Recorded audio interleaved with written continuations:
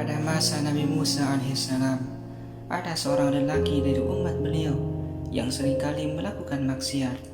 Tetapi tidak lama setelah itu, ia bertaubat kepada Allah Subhanahu wa Ta'ala. Sayangnya, lelaki ini masih terkalahkan dengan hawa nafsu dan angan-angannya, sehingga ia selalu mengulangi maksiat-maksiatnya. Namun demikian, kesadarannya selalu muncul dan ia kembali bertaubat kepada Allah Subhanahu wa Ta'ala. Hal seperti itu terus berulang-ulang dilakukannya hingga 20 tahun lamanya. Suatu ketika Allah Subhanahu wa Ta'ala berfirman kepada Nabi Musa alaihissalam tentang lelaki itu, "Wahai Musa, katakanlah kepada hambaku si fulan bahwa aku murka kepadanya." Nabi Musa alaihissalam menyampaikan firman Allah tersebut kepadanya, dan ia jadi sangat bersedih. Dalam kekalutannya, ia lari ke tengah padang yang luas. Di sana ia berseru, "Ya Allah, sudah habiskah rahmat-Mu? Ataukah maksiatku membahayakan dirimu? Ya Allah, sudah habiskah simpanan maghfirah ampunan-Mu? Ataukah Engkau telah kikir dengan hamba-hamba-Mu yang berdosa? Dosa manakah yang lebih besar daripada ampunan-Mu? Ya Allah, kemuliaan ada di antara sifat-sifat-Mu yang qadim, telah ada sejak awal dan selalu ada, tidak akan pernah berakhir. Sedangkan kehinaan ada di antara sifat-sifat-Ku yang hadis, baru diadakan, diciptakan, dan akan berakhir. Bagaimana bisa sifat-Ku mengalahkan sifat-sifat-Mu? Ya Allah, apabila telah Engkau halangi hamba-Mu dari rahmat kasih-Mu, maka kepada siapa lagi mereka akan mengharapkan?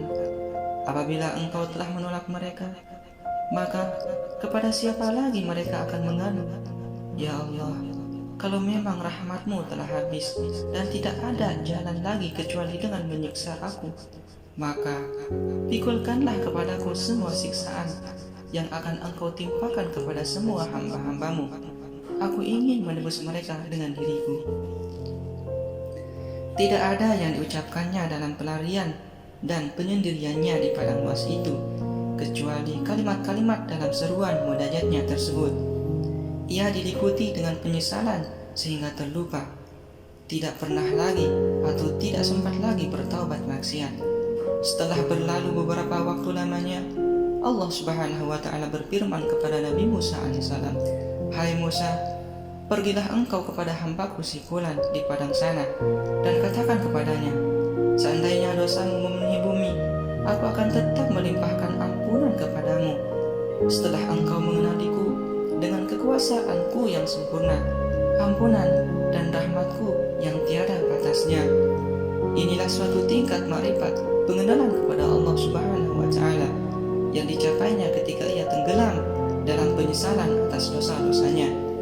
Yang sedikit atau banyak berperan juga dalam mengundang ampunan Allah Subhanahu wa Ta'ala.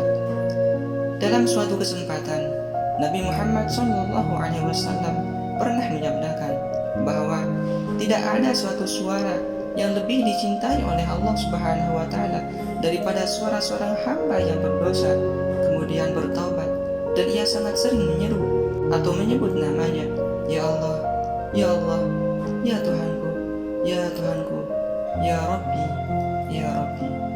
Maka Allah akan menjawab seruannya walau hamba itu sendiri tidak mendengarnya. "Labbaik, labbaik, wahai hambaku, mintalah yang engkau kehendaki. Engkau di sisiku seperti sebagian malaikat-malaikatku.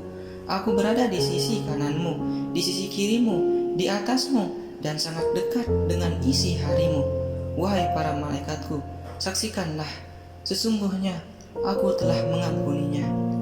Dalam kesempatan lainnya, Nabi Muhammad SAW juga bersabda, "Sesungguhnya ada seorang hamba yang melakukan suatu dosa, kemudian ia masuk surga dengan sebab dosa itu."